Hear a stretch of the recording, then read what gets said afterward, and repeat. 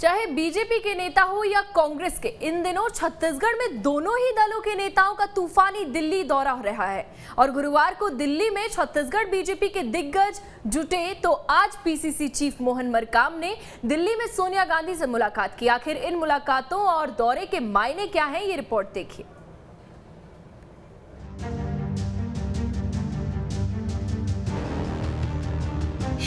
दिल्ली में दो दिग्गज सोनिया गांधी से मिले मोहन मरकाम, पीएम मोदी से मिले रमन सिंह।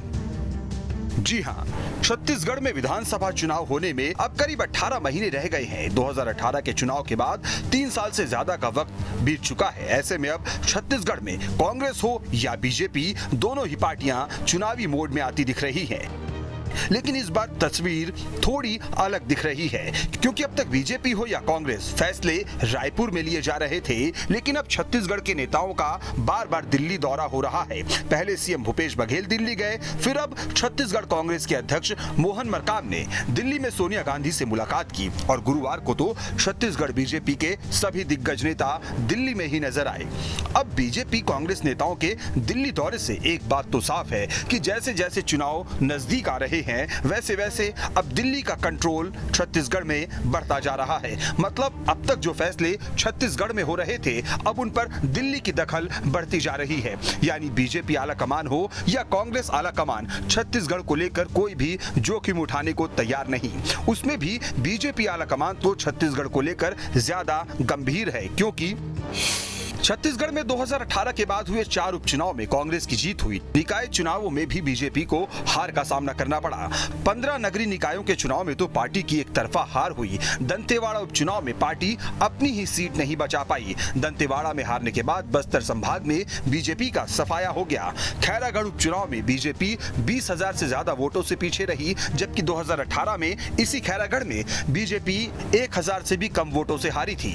प्रदेश प्रभारी डी पुरंदेश्वरी लगातार छत्तीसगढ़ का दौरा कर गई हैं। उन्होंने रायपुर से लेकर बस्तर तक की रिपोर्ट संगठन को सौंपी है। बस्तर, सरगुजा और दुर्ग संभाग में कामकाज संतोषजनक नहीं पाया गया है। छत्तीसगढ़ में संगठन की गतिविधियां पूरी तरह से ठप पड़ी हुई हैं। इस पर खुद राष्ट्रीय सह संगठन महामंत्री शिव प्रकाश ने भी चिंता जताई थी।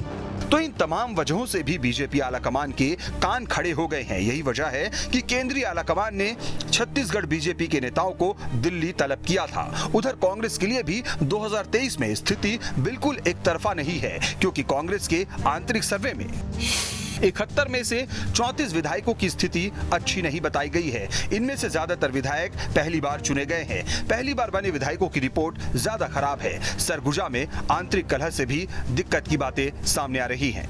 हमारी नेता आदरणीय सोनिया गांधी जी से आज सौजन्य मुलाकात मैंने की है और छत्तीसगढ़ के संगठन की गतिविधियों के बारे में मेरे कार्यकाल का 3 साल का रिपोर्ट कार्ड मैंने सौंपा है और आगामी चुनाव को लेकर जो रणनीतियां, संगठन की तैयारियों के बारे में भी विस्तार से बताया है। बहरहाल इन सियासी समीकरणों के अलावा कांग्रेस बीजेपी में दिल्ली को लेकर भी तू मैं जारी है। दरअसल दिल्ली में पीएम मोदी से मुलाकात के बाद पूर्व सीएम रमन सिंह ने पीएम के साथ अपनी फोटो शेयर की, जिसके बाद कांग्रेस ने उस पर तंज कसते हुए सवाल पूछा कि क्या रमन सिंह ने पीएम से छत्तीसगढ़ के बकाये पैसों के बारे में बात की है। रमन सिंह जी ने प्रधानमंत्री से धान से एथेनॉल प्लांट लगाने की अनुमति के बारे में क्या चर्चा की। छत्तीसगढ़ राज्य का 55,000 करोड़ रुपए केंद्र के पास लंबित है। इसके अलावा हमारे राज्य की 23 ट्रेनें तो अभी बंद की गई हैं और 87 ट्रेनें पिछले 2 साल से बंद है। तो प्रधानमंत्री से क्या रमन सिंह जी ने इन ट्रेनों के परिचालन के बारे में भी कोई बात की है?